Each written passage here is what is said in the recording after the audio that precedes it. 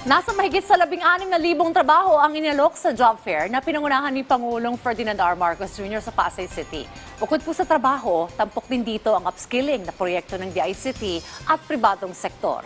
Ang detalye sa report ni Kenneth Pasyente. 5 buwan nang walang trabaho si Yuriko matapos mag-resign sa dati niyang kumpanya.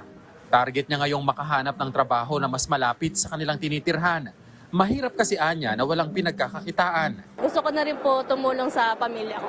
Kaya para makahanap ng oportunidad, maagang nagpunta si Yuriko sa isang mall sa Pasay City para sa Job Fair Plus eSkills Holiday Career Fest na pinangunahan mismo ni Pangulong Ferdinand R. Marcos Jr. Ang job fair ay pinagsamang inisyatiba ng pribado at pampublikong sektor, kabilang na ang Office of the President, DOLE, DICT, Private Sector Advisory Council o PSAC at iba pa. Tampok dito ang nasa 114 employers at mahigit 16,000 job vacancy.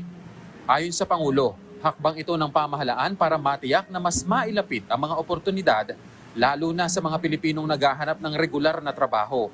In these times, when many Filipinos are having a hard time finding employment that matches their skills, their interests, and their aspirations, we all recognize that this is our responsibility to ensure that assistance is something that meets them wherever they are. Kaya po nandito tayo ngayon upang gawing mas madali, abot kamay, at makabuluhan ang pagkakataong maghanap ng trabaho. Malaking tulong po kasi po hindi ko na po kailangan maghanap ng iba't iba pong work po kasi nasa isang lugar na lang po siya. Pero bukod sa trabahong tampok, isa rin sa highlight ng aktibidad ang upskilling sa pamamagitan ng Skills eHub, isang proyekto ng DICT at ng pribadong sektor na nag-alok ng digital training program sa pamamagitan ng Spark, Google Career Certificates, HP Life at iba pa para mapataas ang kaalaman ng mga aplikante, lalo na ang kanilang digital skills. Mayroon ding AI-focused learning sessions na suporta sa mga manggagawa. Giit ng Presidente, mahalagang mas mapalakas ang kasanayan ng mga manggagawa para masigurong makasabay sila at manatiling competitive sa makabagong panahon. Dahil ang trabaho ngayon ay mabilis ang pagbabago at ang mga pangangailangan ng marurunong na gawin ang trabahong yan. Tayong lahat ay nararamdaman natin ang bilis ng takbo at ng progreso ng teknolohiya.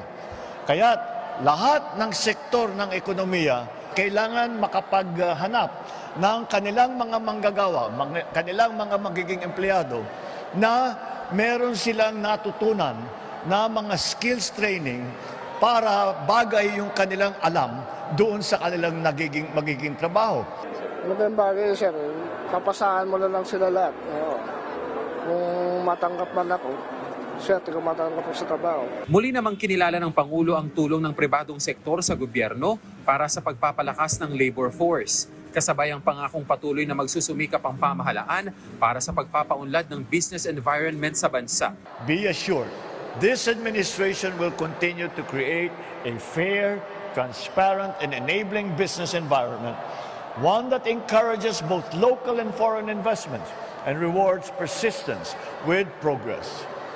Bilang tulong sa mga aplikante, nagkaroon din ng one-stop shop para sa mga serbisyong pampamahalaan upang mapadali ang pagkuha ng kanilang pre-employment documents. Ilan din sa mga nag-apply ang hired on the spot. Kenneth Pasyente, para sa Pambansang TV, sa Bagong Pilipinas.